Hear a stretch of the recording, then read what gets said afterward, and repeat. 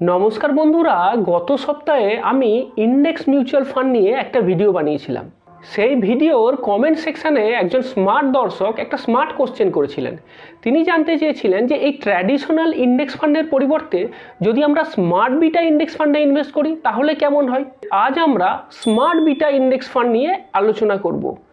এই smart beta index fund কি, traditional index ফান্ডের তুলনায় স্মার্ট বিটা ইন্ডেক্স ফান্ডে ইনভেস্ট করলে কি বেশি কিছু লাভ হবে, এই স্মার্ট বিটা ইন্ডেক্স ফান্ডের কিছু ডিসঅ্যাডভান্টেজ আছে কি, সব কিছু আলোচনা করব এই ভিডিওতে। দেখতে থাকুন শেষ পর্যন্ত। তো প্রথমে আমরা জেনে নিই যে এই স্মার্ট বিটা ইন্ডেক্স ফান্ড কি। দেখুন, নর্মাল ইন্ডেক্স ফান্ডের ক্ষেত্রে কি হয়, ইন্ডেক্স ফান্ডটা টোটালি ইন্ডেক্সটাকে রেপ্লিকেট করে।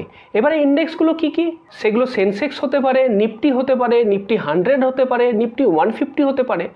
এবার দেখুন, এই যে সেন্সেক্স বা নিফটি, নিফটি 100, তো এর মধ্যে যে স্টকগুলো আছে সেই স্টকগুলো কিভাবে সিলেক্ট হয়, একটা মাত্র ফ্যাক্টর এখানে কাজ করে যে সেই স্টকগুলোর মার্কেট ক্যাপিটালাইজেশন কত।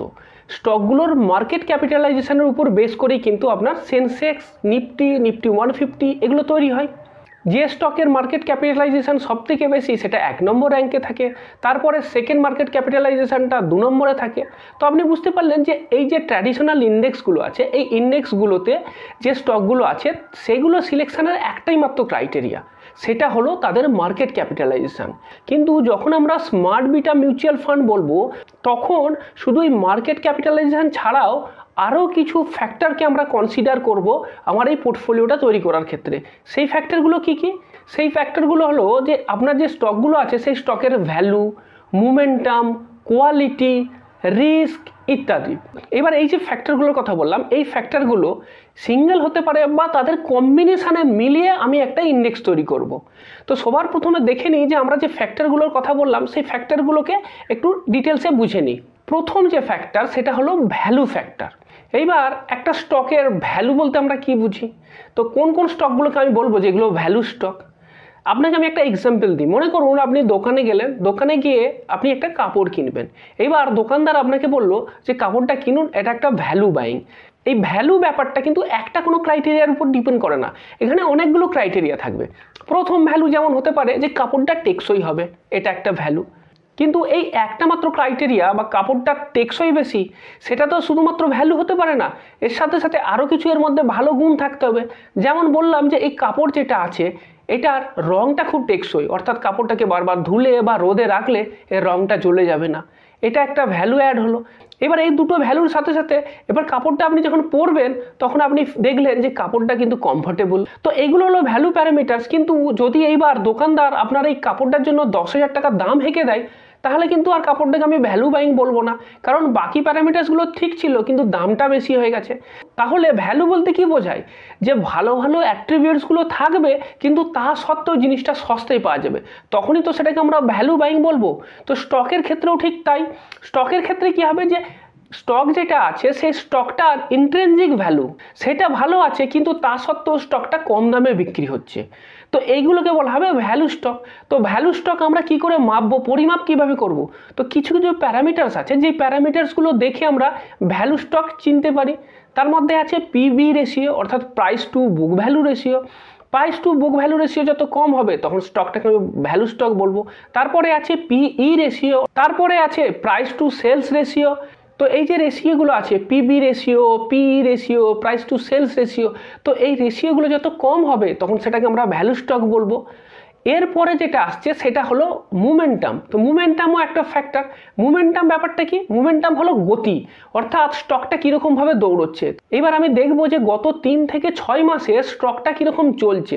তো কোনো স্টকে যদি মোমেন্টাম থাকে, অর্থাৎ গত 3 মাসে 6 মাসে যদি স্টকটা ভালো চলে, তাহলে এটা হতে পারে যে আগামী 3-6 মাসেও স্টকটা ভালোই চলবে। তো এইবার এই মোমেন্টামটা কিভাবে মাপা হয়, তো এটা মাপার জন্য আছে পয়েন্ট টু পয়েন্ট রিটার্ন, অর্থাৎ দুটো পয়েন্টের মাঝখানে স্টকটা কীরকম রিটার্ন দিয়েছে সেইটা দেখা হয়। তাছাড়া হিস্টোরিক্যাল আলফা দেখা হয়। তো এটা গেল একটা ফ্যাক্টর মোমেন্টাম। এবার 3 নম্বর যে ফ্যাক্টর সেটাকে বলা হচ্ছে ভোলাটিলিটি। লো ভোলাটিলিটি সবসময় আমরা চাই। তো এইবার এই লো ভোলাটিলিটি স্টকের ক্যারেক্টারিস্টিকটা কি, তো ভোলাটিলিটি মানে কি, যে আপ আর ডাউনটা খুব বেশি হবে, যখন একটা জিনিস ভোলাটাইল হবে তার মানেটা কি, যখন বাড়ছে তখন খুব বেশি বেড়ে গেল, আবার যখন কমবে তখন খুব বেশি কমে গেল। এবার যখন আপনি ইনভেস্ট করছেন আপনি নিশ্চয়ই চাইবেন না যে স্টকটা এরকম খুব বেশি উপর নিচে করুক, আপনি চাইবেন যে কম উপর নিচে হোক। তো সেইটা ভোলাটিলিটি দিয়ে ডিনোট করা হয়। আপনি সবসময় চাইবেন যে আপনার স্টকটা যেন লো ভোলাটাইল হয়। তো লো ভোলাটাইল স্টক আপনি কিভাবে মাপবেন? স্ট্যান্ডার্ড ডেভিয়েশন দেখে। যত স্ট্যান্ডার্ড ডেভিয়েশন কম হবে স্টকটা তত লো ভোলাটাইল হবে। তো স্ট্যান্ডার্ড ডেভিয়েশন একটা প্যারামিটারস হবে। আর একটা প্যারামিটারস আছে, সেটাকে বলা হয় বিটা। নর্মাল মার্কেটের তুলনায় আপনার স্টকটা কত বেশি আপ বা ডাউন করছে সেটা বিটা দিয়ে ডিনোট করা হয়। তো এই লো ভ্যালিডিটি ব্যাপারটা আপনার কাছে ক্লিয়ার হলো। আর একটা ফ্যাক্টর আছে, সেটা হলো কোয়ালিটি। তো কোয়ালিটি স্টক মেজার করার জন্য কোন কোন প্যারামিটার্সগুলো দেখায়? প্রথম যেটা দেখায় সেটা হচ্ছে রিটার্ন অন ইকুইটি, তারপরে একটা আছে রিটার্ন অন ক্যাপিটাল এমপ্লয়েড বা আরওসি, তারপরে হচ্ছে এর আর্নিং পার শেয়ারের গ্রোথ কেমন আছে, এই স্টকের ক্যাশ ফ্লো কেমন আছে, পজিটিভ ক্যাশ ফ্লো আছে কিনা, 3 নম্বর হচ্ছে এর ব্যালেন্স শিটটা কীরকম স্ট্রং। তো এইগুলো হলো আপনার কোয়ালিটি প্যারামিটার্স। এই যে 4টে ফ্যাক্টরের কথা আমি বললাম, ভ্যালু, মোমেন্টাম, ভোলাটিলিটি, কোয়ালিটি, এই ফ্যাক্টরগুলো কিন্তু অ্যাড হবে। এইবার যখন আমি স্মার্ট বিটা মিউচুয়াল ফান্ড তৈরি করব, তখন এই ইন্ডেক্সের ভেতরে যে স্টকগুলো আছে সেইগুলোকে আমি সব নেব না। আমি যে ফ্যাক্টরটাকে ডিসাইড করব সেই ফ্যাক্টরের উপর বেস করে যে যে স্টকগুলো ওই ফ্যাক্টরকে সাপোর্ট করছে আমি শুধুমাত্র সেই স্টকগুলোকেই নেব। আমি ব্যাপারটাকে আরও একটু এক্সাম্পল দিয়ে সহজ করে ব্যাপারটাকে আপনাকে বুঝিয়ে দিই। মনে করুন আমি একটা স্মার্ট বিটা ফান্ড তৈরি করলাম, নিফটি 100 লো ভোলাটিলিটি 30 ইন্ডেক্স। তো নামটা শুনেই বুঝতে পারছেন এখানে নিফটি 100 আমি নিয়েছি, অর্থাৎ নিফটির ভেতরে প্রথম 100টা যে স্টক আছে সেটাকে আমি নিয়েছি। এইবার সেই 100টা স্টকের ভেতরে আমি 30টা স্টককেই নেব, কিন্তু সেই স্টকগুলোই নেব যেগুলোর লো ভোলাটিলিটি আছে। এই জন্য আমি এর নাম দিয়েছি কি, নিফটি 100 লো ভোলাটিলিটি 30। এবার লো ভোলাটিলিটি আমি কিভাবে মাপবো? যে স্টকগুলো স্ট্যান্ডার্ড ডেভিয়েশন কম আছে, সবথেকে কম স্ট্যান্ডার্ড ডেভিয়েশন যে স্টকটা আছে আমি আমার লিস্টে তাকে প্রথম নিলাম, তারপরে তার থেকে একটু কম যা স্ট্যান্ডার্ড ডেভিয়েশন আছে তাকে নিলাম। এইভাবে আমি প্রথম 30টা স্টক নিলাম যার স্ট্যান্ডার্ড ডেভিয়েশনটা কম। এরপরে যেমন ধরুন আমি আরেকটা এক্সাম্পল দিচ্ছি, এখানে আমি একটা ফ্যাক্টরকেই কনসিডার করব, সেটা হলো নিফটি আলফা 30 ইন্ডেক্স। তো এখানেও আমি নিফটি 100 কোম্পানিকেই নেব, কিন্তু 30টা কোম্পানি সেইটা নেব যাদের আলফা সব থেকে বেশি আছে। তো এখানেও আমি একটা প্যারামিটার্সকে কনসিডার করলাম, সেটা হলো আলফা, অর্থাৎ যাদের আলফা বেশি আছে এইরকম 30টা কোম্পানিকে আমি নেব এবং 100% ওয়েটেজ সেখানেতেই থাকবে। এরপর কখনো কখনো কি হয় যে আমি শুধু একটা ফ্যাক্টরকে নেব না, আমি একাধিক ফ্যাক্টরকেও নিতে পারি। যেমন আপনাকে একটা এক্সাম্পল দিই, আমি এরকম একটা স্মার্ট বিটা ফান্ডের কথা বলছি যেখানে নিফটি আলফা লো ভোলাটিলিটি 30। এবার নিফটি 100 যে কোম্পানিগুলো আছে সেইখান থেকে আমি 30টা কোম্পানি নেব, কিন্তু এখানে আমি একটা ফ্যাক্টর না, দুটো ফ্যাক্টরকে আমি কিন্তু সিলেকশন ক্রাইটেরিয়ার মধ্যে রাখবো। প্রথম ফ্যাক্টর আলফা বেশি হতে হবে, আর দ্বিতীয় ফ্যাক্টর ভোলাটিলিটি কম হতে হবে। তো 50-50% ওয়েটেজ আমি দিয়ে দিলাম, যে 50% ওয়েটেজ থাকলো যে আমার আলফাটা বেশি হতে হবে, 50% ওয়েটেজ থাকলো আমার বিটাটা কম হতে হবে। তো এই দুটো ফ্যাক্টরকে মিলিয়ে আমি 30টা কোম্পানি সিলেক্ট করব। এবার একটা স্মার্ট বিটা ইন্ডেক্স তৈরি করলাম যেখানে আমি 3টে ফ্যাক্টরকে কনসিডার করব। যেমন ধরুন Nifty 100 alpha quality low volatility 30 index. দেখুন এর মধ্যে কি হচ্ছে যে নিফটি 100 স্টক আছে, তার ভেতরে যে স্টক 30টা আমি নেবো সেই 30টা স্টকই নেব যেখানে আমি 3টে ক্রাইটেরিয়াকে ফিক্স করে রেখেছি। সেই 3টে ক্রাইটেরিয়াতে যারা পাস করবে এইরকম 30টা কোম্পানি নেব। 3টে ক্রাইটেরিয়া কি কি? প্রথম, আলফা বেশি হতে হবে, দ্বিতীয়, স্টকগুলোতে কোয়ালিটি থাকতে হবে, তৃতীয়, লো ভোলাটিলিটি হতে হবে। এখানে আমি 3টে ফ্যাক্টরসকে নিলাম এবং সেই ফ্যাক্টরগুলোকে আমি 33% ওয়েটেজ দিলাম। এইবার এইভাবে 4টে ক্রাইটেরিয়াও নেওয়া যেতে পারে। একটা এক্সাম্পল দিই, নিফটি আলফা কোয়ালিটি ভ্যালু লো ভোলাটিলিটি 30। তো এখানে 4টে ফ্যাক্টরকে আমি নিয়ে নিয়েছি এবং প্রতিটা ফ্যাক্টরেতে 25% করে ওয়েটেজ দিয়েছি। এইবার আপনাকে আমি একটা প্র্যাকটিক্যাল এক্সাম্পল দেখাই। মনে করুন আইসিআইসিআই প্রুডেন্সিয়াল নিফটি 100 লো ভোলাটিলিটি 30 ইটিএফ।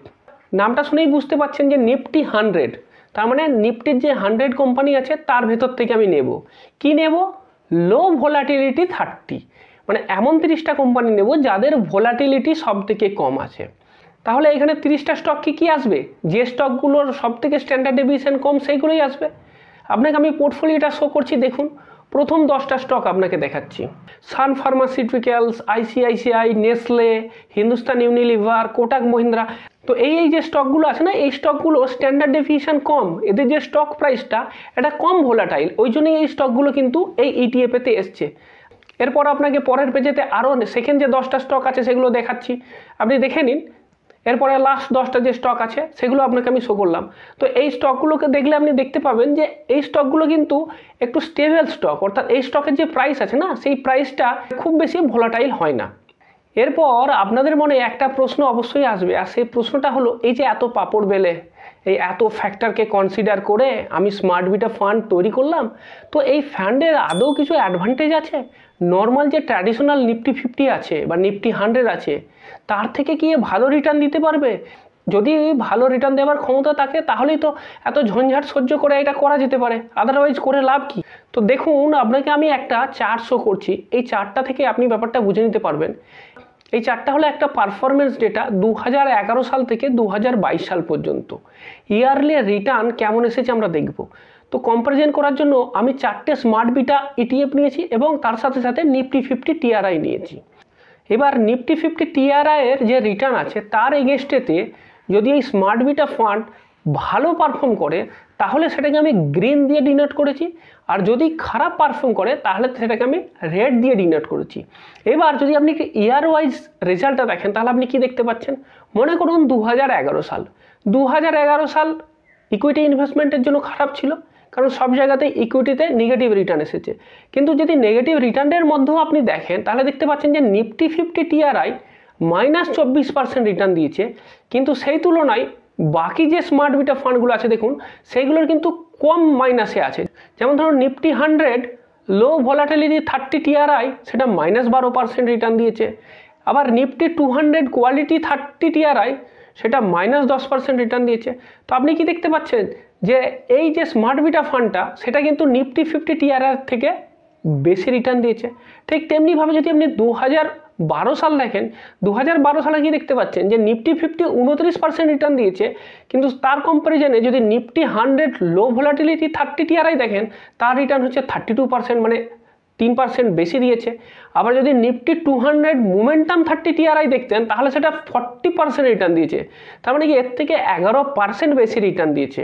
আমি আর পুরো ব্যাপারটা রিড করছি না, আপনি দরকার হলে ভিডিওটা পজ করে পুরো রিটার্নটা দেখে নিতে পারেন। প্রতিটা ইয়ার ওয়াইজ নিফটি 50 আর এই স্মার্ট বিটা ইন্ডেক্স যেগুলো বললাম তাদের রিটার্নের ভেতর পার্থক্য আপনি অবশ্যই লক্ষ্য করতে পারবেন। হ্যাঁ, একটা দুটো কেসে একটা দুটো বছর হয়তো বা নিফটি 50 টিআরআইটার থেকে কম রিটার্ন এসেছে, কিন্তু সেটা একটা দুটো বছরই হবে। আপনি যখন ইনভেস্ট করছেন তখন তো আপনি লং টার্মে ইনভেস্ট করছেন, লং টার্মে যখন আপনি ইনভেস্ট করবেন তখন এই ফ্যাক্টরটা বড় গুরুত্বপূর্ণ হবে না। কিন্তু একটা জিনিস আপনার কাছে পরিষ্কার হয়ে গেল যে নিফটি 50 টিআরআইয়ের থেকে এই স্মার্ট বিটা যেগুলো আছে সেইগুলো কিন্তু ভালো রিটার্ন দিয়েছে। এইবার যদি আমরা একটু সামারাইজ করি যে স্মার্ট বিটা যে ইন্ডেক্স ফান্ডগুলো আছে তোর অ্যাডভান্টেজগুলো কী কী। তো প্রথম যে অ্যাডভান্টেজ সেটা হলো যে ইনভেস্টিংয়ের জন্য কিন্তু একটা ট্রান্সপারেন্ট অ্যাপ্রোচ আছে। আপনার ওই মিউচুয়াল ফান্ডের পোর্টফোলিওতে কোন কোন স্টক আসবে সেটা সম্পূর্ণ ট্রান্সপারেন্ট, কিন্তু আপনি যে ফ্যাক্টরটা সিলেক্ট করছেন সেই ফ্যাক্টরটার উপর বেস করে যে স্টকগুলো শর্ট লিস্টেড হবে সেই স্টকগুলোই আপনার ওই মিউচুয়াল ফান্ডেতে আসবে। এখানে কিন্তু অ্যাক্টিভলি কেউ কিছু করছে না, পুরো ওই ফ্যাক্টরটার উপরেই ডিপেন্ড করছে। দ্বিতীয়, এটা হলো রুল বেসড ইনভেস্টিং, আর সেই কারণের জন্য এখানে কিন্তু কোনো হিউম্যান বায়াসনেস থাকবে না। মনে করুন যখন মিউচুয়াল ফান্ডে ইনভেস্ট হচ্ছে, তো মিউচুয়াল ফান্ডের যিনি ম্যানেজার তিনি কিন্তু ঠিক করবেন যে কোন কোন স্টক নেবেন, সেক্ষেত্রে তার কিছু বায়াসনেস থেকে যেতে পারে। কিন্তু এখানে সেরকম কোনো বায়াসনেস নেই, কারণ এখানে তো টোটালি রুল বেসড। ওই যে রুলটা আমি সিলেক্ট করলাম সেই রুলের এগেনস্টেতে যে স্টকগুলো সিলেক্ট হবে সেই স্টকগুলো আসবে, সেখানেতে কোনো রকম বায়াসনেস থাকছে না। 3 নম্বর, যদি আপনি রাইট ফ্যাক্টরগুলোকে সিলেক্ট করতে পারেন বা রাইট ফ্যাক্টরগুলোর একটা কম্বিনেশন করতে পারেন তাহলে কিন্তু আপনার পোর্টফোলিওটা টোটালি একটা ডাইভার্সিফাইড পোর্টফোলিও হবে। যেমন মনে করুন আমি বললাম যে নিফটি 100 আলফা লো ভলাটিলিটি 30 ইন্ডেক্স। দেখুন এখানে আমি কি করেছি, আমি আলফাটাকে নিয়েছি, অর্থাৎ আমি ম্যাক্সিমাম রিটার্ন চাই, আবার বলে দিচ্ছি লো ভোলাটিলিটি, অর্থাৎ রিটার্ন তো দেবেই, সঙ্গে সঙ্গে সেই রিটার্নটা যেন বেশি ভোলাটাইল না হয় সেটাও আমি চেয়ে নিচ্ছি। তো এই দুটো ফ্যাক্টরের কম্বিনেশনেতে একটা ভালো মিউচুয়াল ফান্ড গ্রেড তৈরি করা যেতে পারে। আর 4 নম্বর যে অ্যাডভান্টেজ সেটা হলো এক্সপেন্স রেশিও। যে কোনো অ্যাক্টিভ মিউচুয়াল ফান্ডেই যখনই আপনি ইনভেস্ট করবেন দেখবেন যে তাদের এক্সপেন্স রেশিওটা কিন্তু সবসময় বেশি, 0.5 0.6 থেকে 1% পর্যন্ত এক্সপেন্স রেশিও থাকে। তো এই স্মার্ট বিটা মিউচুয়াল ফান্ডের ক্ষেত্রে আপনার অ্যাডভান্টেজটা কী হলো, যে আপনি কম খরচাতে আসলে অ্যাক্টিভলি ম্যানেজ ফান্ডের যে সুবিধাগুলো আছে সেগুলো কিন্তু আপনি পেয়ে গেলেন। আপনি যে ফিল্টারগুলো ইউজ করছেন সেই ফিল্টারগুলোর সাহায্যে আপনি দুধের ভেতর থেকে আসলে ক্রিমটা বের করে নিতে পারছেন। টপ 100 যে কোম্পানিগুলো আছে সেই টপ 100 কোম্পানির ভেতর থেকেও আপনি আরও কিছু ফিল্টার ইউজ করে আপনার পছন্দ মতো ফান্ডগুলোকে বের করে নিতে পারছেন এবং তাদের একটা ইন্ডেক্স তৈরি করছেন, এবং সেটা আবার অনেক কম খরচাতে হচ্ছে। তো এটা হলো স্মার্ট বিটা মিউচুয়াল ফান্ডের একটা বড় অ্যাডভান্টেজ। এরপর আপনার মনে একটা প্রশ্ন আসবে যে এই স্মার্ট বিটা মিউচুয়াল ফান্ডের তো শুধুই অ্যাডভান্টেজের কথাই আপনি বললেন, এর কি কোনো ডিসঅ্যাডভান্টেজ নেই? হ্যাঁ, ডিসঅ্যাডভান্টেজে কিছু আছে। প্রথম যেটা ডিসঅ্যাডভান্টেজ সেটা হলো যে এটা কিন্তু ইন্ডিয়াতে একদম নতুন, এবং সেই কারণের জন্য এর লিকুইডিটিটা কিন্তু লো হতে পারে। এবার লিকুইডিটি ব্যাপারটা কি? লিকুইডিটি ব্যাপারটা আপনাকে খুব একটা সহজেতেই একটা ছোট্ট এক্সাম্পল দিয়ে বুঝিয়ে দিই। মনে করুন একটা গ্রামের ভিতরেতে আপনার একটা 5 তলা বাড়ি আছে, একদম পাকার বাড়ি এবং 10 বিঘে জায়গার উপরে আছে। এবার মনে করুন সেই বাড়িটার বিরাট ভ্যালু, প্রায় 10 কোটি টাকা। কিন্তু যখন আপনি বাড়িটা বিক্রি করতে যাবেন তখন দেখবেন যে বাড়িটা কেনার জন্য কোনো খদ্দের নেই, কারণ ওই বাড়িটা কেনার জন্য ওইখানে কেউ ইন্টারেস্টেড নয়, তাদের হয়তো ওই বাড়িটা কেনার ক্ষমতাই নেই।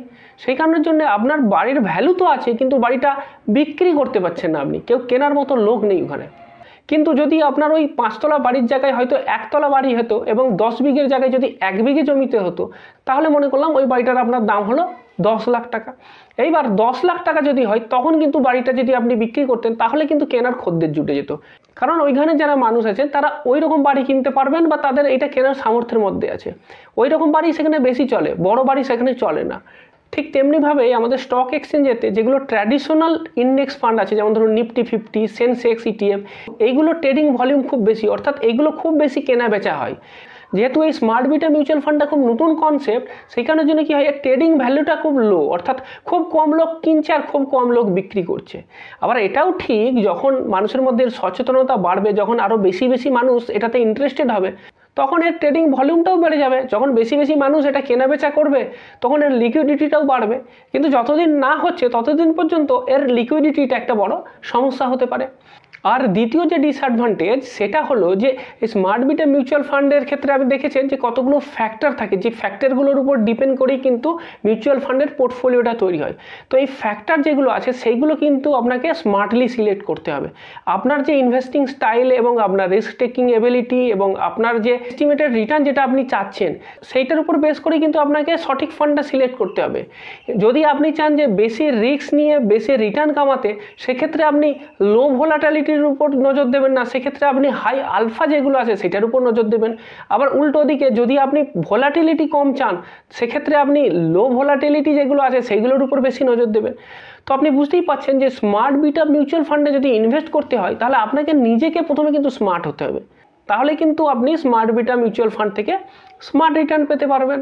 এবার যারা প্রথম আমার এই ভিডিওটা দেখছেন এবং ইন্ডেক্স মিউচুয়াল ফান্ড নিয়ে যে ভিডিওটা বানিয়েছি সেটা দেখেননি, তারা নিশ্চয়ই জানতে চাইবেন যে ইন্ডেক্স মিউচুয়াল ফান্ড ব্যাপারটা কি, তার অ্যাডভান্টেজগুলো কী কী টাইপের ইন্ডেক্স মিউচুয়াল ফান্ড হয়, সেটা যদি জানতে চান তাহলে আপনি আমার বাঁ দিকের ভিডিওটাতে ক্লিক করুন।